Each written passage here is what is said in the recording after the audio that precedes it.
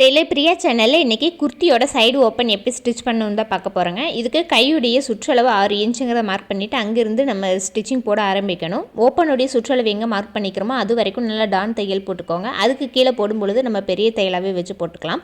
இப்போ ஓப்பனுடைய உயரம் வரைக்கும் 3 ஸ்டிச் போட்டு முடிச்சுக்கோங்க. அந்த 3 ஸ்டிச் வந்து நம்ம எக்ஸ்ட்ரானா பிரித்து விடுறக்காக.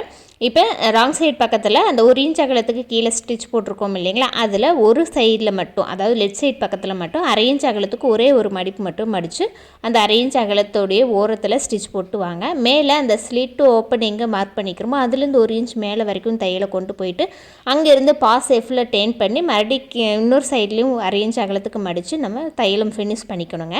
இப்போ இந்த சென்டரில் நம்ம ஏற்கனவே போட்ட தையல் பெரிய தையலாக போட்டிருந்தோம் அப்படிங்கிறனால பிரித்து விடுறதுக்கும் கொஞ்சம் ஈஸியாக தான் இருக்கும். நம்ம ஊசி வச்சு ஈஸியாக பிரிச்சுக்கலாம். பிரித்ததுக்கப்புறமா நூலெல்லாம் நம்ம ரிமூவ் பண்ணி எடுத்துடலாங்க. ரிமூவ் பண்ணி எடுத்துகிட்டு ஓரத்துலேயும் ஸ்டிச் போட்டு முடிச்சுக்கலாம்.